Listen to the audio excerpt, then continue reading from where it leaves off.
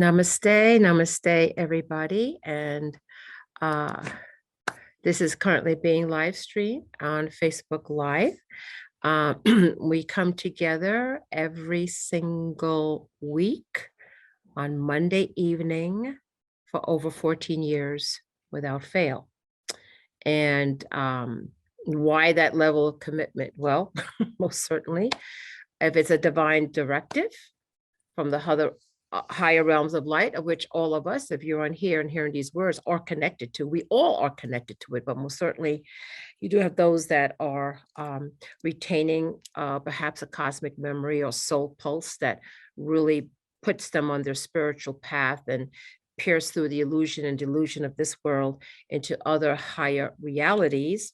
You realize that you are here. Apparently, you have some power and you can make a difference in this world of your purpose. So most certainly we come together as a tribe of light, we are that more powerful. So one of the things I want to say hello to everybody who's coming on board here now. And I want to acknowledge our Facebook Live light workers. Many of you do come and listen around this time on Mondays. We weren't able to do it last Monday. We had a technical glitch. But however, we don't let glitches or things or disruptions stop us from what we do. We just meander around it and move forward. Always remember, because it's going to be those things. They're going to come in and kind of, sidetrack and distract and all of that. But what do? We breathe, stay centered, and move forward nonetheless. So last Monday, we weren't able to be on Facebook Live, but guess what? That meditation is on YouTube Live. So we haven't lost anything. But I want to talk about something that's really, really important. Most people are aware of that. This is nothing new about wanting to trigger another global war. And because we are now a global society. So wars in this planetary system and beyond this planetary system, we are in what is some call a fallen world. It's the world of duality. And so you have these polarity extremes with nothing from the higher source to anchor it to make it that perfect trinity. Okay, perfect. Have a seat, pull up a seat anywhere, please. Just go ahead and make, right. So what I want to say is a lot of people say, oh my gosh, I'm so helpless. What can I do? I want to say there is great power in what you can do. In fact, some of the greatest power behind what happens is behind the scenes. That's who we are. Okay, we are behind the scenes because we realize that you come to a point of realization where you pierce through the illusions and the delusions, and you're saying, wait a minute, there's something high, there's a higher reality going on here. I'm not in this little box. There's something way more beyond that. It's like you're in a fish tank. And you're swimming around here. You think that's all there is. And you just realize that you're out of that fish tank. There's a much bigger reality. Okay. And so that's where we are as light workers. We're either becoming aware of this higher reality, this other dynamic to what we find ourselves in this physical thing, or else we already know it. Okay. And many of us are awakening or awakened. We know what the deal is. Our cosmic memory has come back. And so when we do that, we have a responsibility, or else we wouldn't show up here. And the reality is, you are part of the tribe of light, the spiritual hierarchy. We are the boots on the ground. Okay. And I want to let you know, as hard as it can be being here, and I know all the stories, I know myself, how hard it is being on this creation. Not a walk in the park at all. But you always have to remember that you have the power, the similitude within you to transcend anything. Now, it's not just one thing. There's many layers of things, many, many, many, many different layers.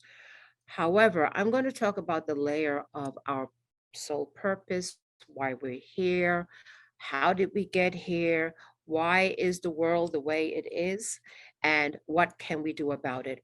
I think the first thing that everybody realizes that come from this tribe of light of awakening or awakened souls upon the planet, retaining some level of their cosmic memory, is the fact that something's wrong when they come into the planet. Like, something's quite not right.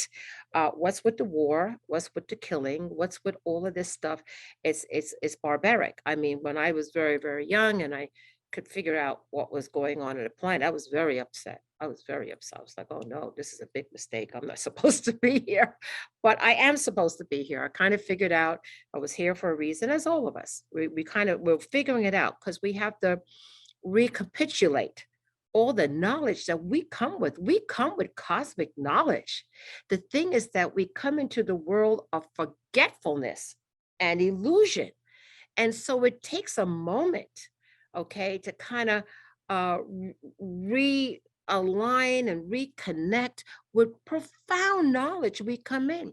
You have some souls like Yogananda and others that could come in more intact, and they kind of have that ability to retain, but that's generally the exception. But we all have the ability to come back online and to resource the abilities we've had in the past, because this is not our first go around. If you are hearing my voice, you have done this before. Absolutely, you have. And so it's like you could say a great cosmic recruitment. It's like, oh boy, look at this planet over here. And there's many legends about the planet, Sanat Kumara and the Kumaras. And they're like, whoa, this place is like really dark. They've really fallen. Can we spark that light in there? And the story goes that Sanat Kumara had to do it 3 times. That kind of tells you. But in that time, in the ancient of days, here we are now, we are having more light. What if we didn't have light? I wouldn't even want to think what this world would be like. So as Jesus the Christ said in the Gnostic Gospels, in the Pistis Sophia, and in other Gnostic Gospels, we are in the mixture, mixture. We have both. Okay, so that's one of the reasons of the polarities. That's one of the reasons the big illusions and the big delusions is this polarity back and swing, where it needs the middle path and that anchor to come from the higher realms to anchor this, so this stuff doesn't continue to go on. So how do we do that? Okay, because right now, all right, there's a lot of chatter. It's not new about war. Hey, let's have another World War III. That's not our agenda. Somebody else's agenda, what I call the service to self, because the more they could keep humans in chaos, right, the more they can manipulate the things that is serving their agenda, okay, which has nothing to do with what's best for you. Okay, that's the other thing we got to start to say, wait a minute, some stuff that's going on here, that's not acceptable. I can't go along with this program anymore. I'm waking up. I have to wake up the rest of humanity. This doesn't make any sense. It's the same old stuff over and over and over again. When are we going to get off of this record moving around, around, and around? Well, that's what the ascension is all about. And we're part of the ascension. Okay, so while we know that, we want to know now, what can I do? Oh my gosh. Let me tell you what we can do as a tribe of light. First of all, getting together as the tribe of light. How that? Okay, where you may be a beam of light, can you imagine when we come together, what kind of the power of that beam, okay, is multiplied like a millionfold?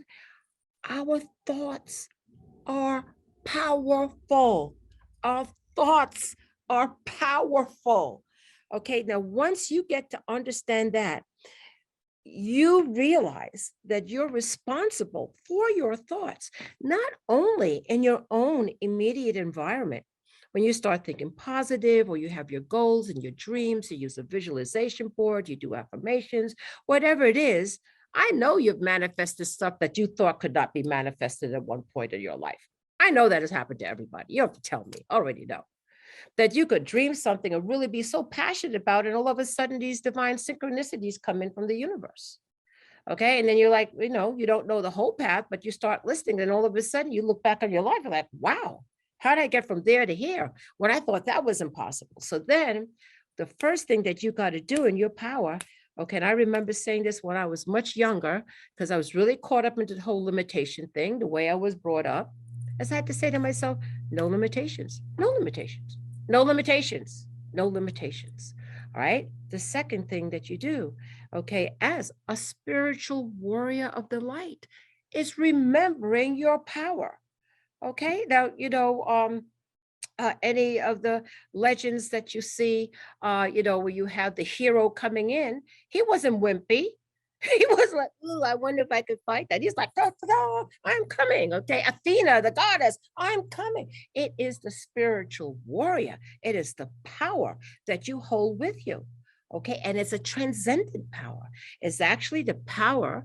Okay, it's what is known as Gibor in Kabbalah, the strength of God. You're tapping into that higher strength. You say, "Oh, I can't do that." What about, you hear these stories of mothers, their child is under a car or something, they pick up the car. They don't think anything of it. That is a transcendent power. We could tap into that. Now, if we could tap into that, can you imagine if we come together and focus on something because our thoughts are that powerful? It triggers a whole chemical process in our own blood. It just changes the electron spin in our own electron. Okay, it's that powerful. And if we remember, Jesus the Christ had said, as well as other avatars, hey, listen, if I could do this, you could do this too. Why? Because you hold the similitude of the divine. You hold the spark of the divine. Now, what did the divine do? Created this multiverse. It's just like, okay, so wow. Even if you had like the smidgen of that, okay, a smidgen of that, what could you not do? What could you not do? And so now, if you're an awakened being, he's like saying, wait a minute, I think I have a galactic purpose. I'm no longer limited to just this little planetary sphere of gazillions of planetary spheres and gazillions of suns orbiting around other suns into infinity. Okay. I realize now, okay, that this is a much larger, broader story that many avatars of light have come to the planet to let us know that some sense of us realize, like, what happened between birth and death? What was that before I came in? What is that I'm going to when I leave?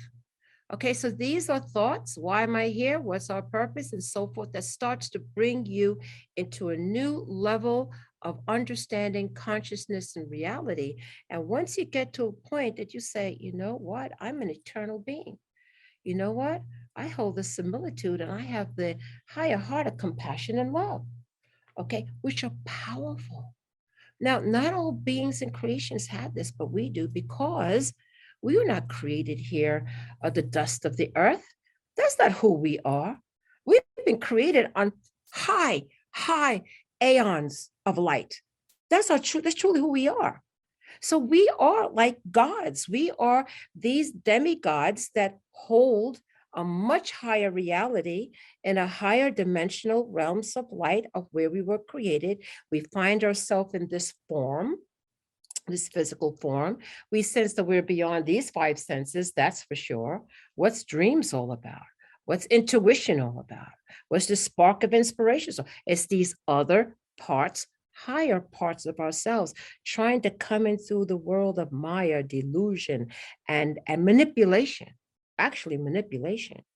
Okay, because it's a higher story. There's a cosmic story, of what's going on. And we are, whether we are conscious of it or not, we're part of the drama.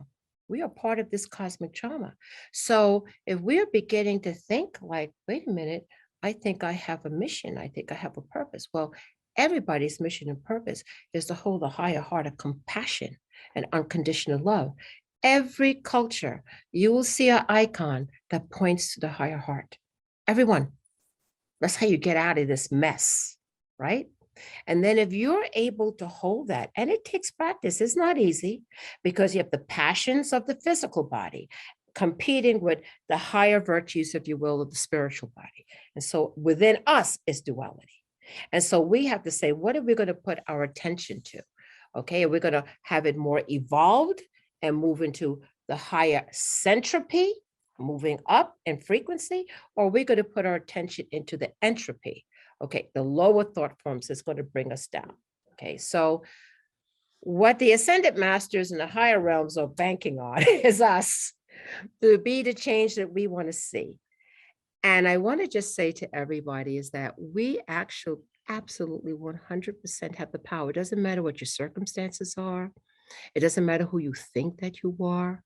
I'm here to say to you is that you are a magnificent spiritual being of light with tremendous power, and that your thoughts have great power.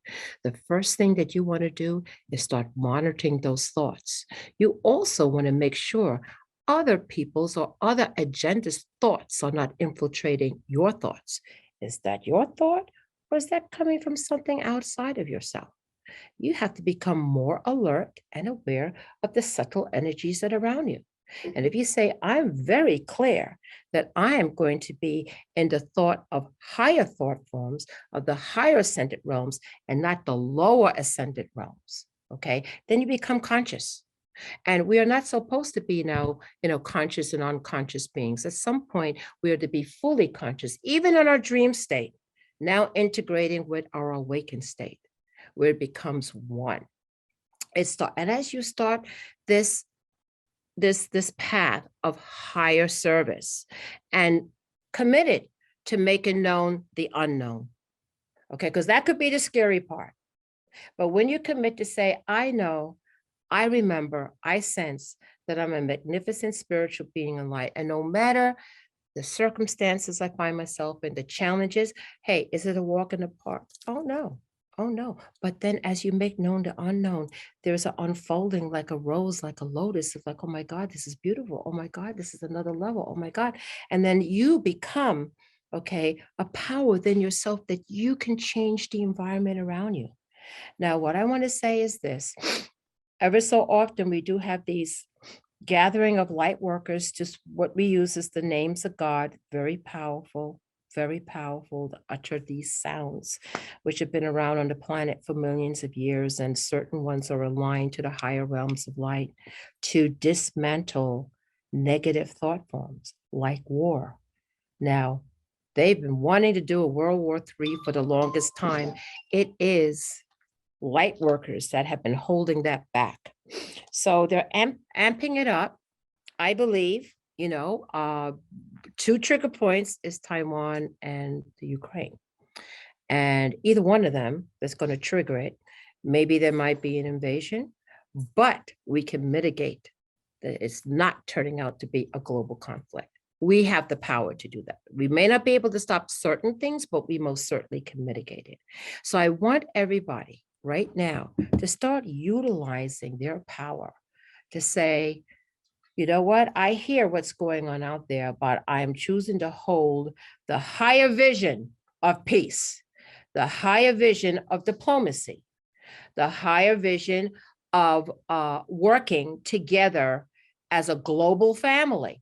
Okay, that the people are going to hold the energy. The more people that do that, particularly light workers, the more that just, you hear the TV, you hear the different things, but you still transcend and say, I envision and I am affirming the highest of light will manifest no matter what. That things will maneuver around in such a way that even if something looks dire, that something will come in and intervene and change that. That's the power that you hold. That's the power that you hold. So with that, I want to say namaste to all of our family of light on Facebook Live, whether you're getting this currently or later on. Remember who you are as a powerful being of light, how powerful your thoughts are, and you can shift timelines. It's been done in the past, and we're going to do it again. Namaste.